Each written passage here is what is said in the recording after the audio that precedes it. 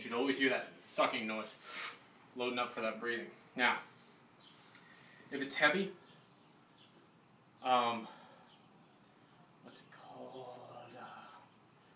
Muscle irradiation is what you want to use to help you with all of this. So as it goes up, technically, if I want to lift something harder, if you ever make a fist, you know, you're trying to make a hard fist, well, you notice your forearm starts tightening. Mm-hmm. That makes sense. It's connected to your fist. Then you notice your biceps tightens, tricep, your lat, hell, your abs. Hell, if you squeeze it any harder, your butt even starts tensing up. What is happening is as this fires, these start firing in sequence with them, which increases them. This fires, increases this fires, increases this. The biggest thing that radiates the most is your abs and your butt. If you tense your glutes and your abs, no matter what weightlifting you're doing, you've stabilized your spine, which gives your body the, okay, we're ready to lift. Your glutes is your largest muscle group. It sends out waves of muscle irradiation that increases your weight, whatever you can pick up. So as I want to push something way heavy above my head, notice I'm going to grip the fuck out of this. I'm going to tense my abs, I'm going to tense my butt, I'm going to dig my toes like claws in the ground. I'm even going to make a fist with this other side. It pops up easier. And I even squeeze it like hell when I bring it down. Now this is so much easier right now. A great way to teach people this is to take a weight they can do a lot. See this one? Alright, just have them slack. Just be lazy. Okay, now squeeze it. Actually for me it'll be a lot heavier, but for your girls, and then squeeze it, try to tighten your elbow against your body so your lat's firing. Then make your shield for your stomach. Go. Now tense your butt. Dig your toes in. Now even use your hand. Make them do 5 of each of those. Just, alright, grip it hard. Let them rest for a little bit. Now, tighten your elbow in, grip it hard. Do it with the abs, do it with the butt, do it with the thighs, do it with the other hand. And it just gets lighter and lighter and lighter as it goes. Because you're causing more muscle irradiation. You realize you're going to be in the video I'm posting on students looking like you're the thinker. You realize that? Like I'm a thinker? The thinker. What does that do? That's the stature where the guy's doing this. Yeah, fun. Okay. And just letting you know, when you go on my Facebook profile and I post some of these videos. No. Yeah. Okay. I'm just letting you know you're going to be on it. I need to move, so it's alright. Too late. People are going to be looking at you and going, what's wrong with Tasha? I'm tired. I'm sunburned. Okay. So the press, right?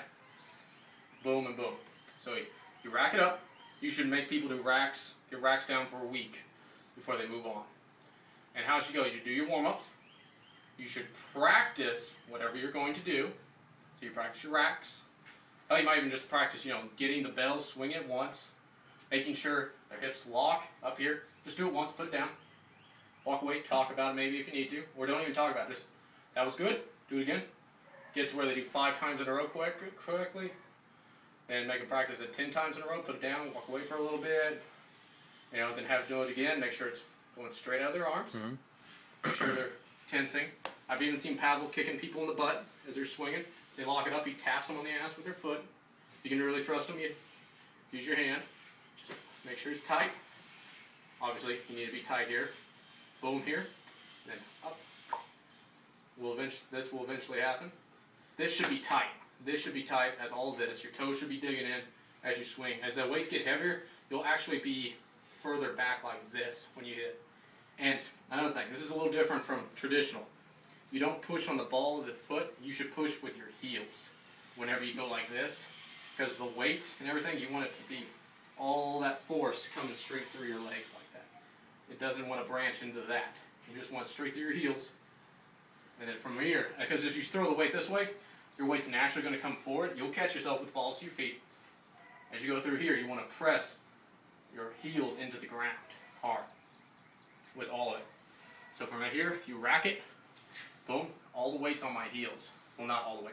The majority of the weight's on my heels. From here, squeeze the bejesus out of it, put it above my head. Okay? Now, the best thing to do is, whenever they first do this, is have them do it with the weight that they can do, is to hold it.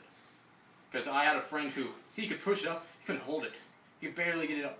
I helped him get it up. If you have to, help him get it up. Keep your hands around it, and let them build that circuitry. This is all circuitry. They have the muscle. They don't have the wiring yet. So have them hold it there and get used to stabilizing it. Then, help their elbow come in, bring it down here. Good thing is just to work on this part. Just with them, bringing the elbow in. Having your hand help them with the elbow, bringing it in. And then work that, progression, each person's different. Some people just will nail it out. People will take longer. Now, ladders. When you do presses, the best way I've found to do it is you either do it 1-2 methods. Powerlifting, power to the people version, or the Russian method of using ladders. Power to the people, you take a weight, you find out what your max press is first, which depending on what you have, differs.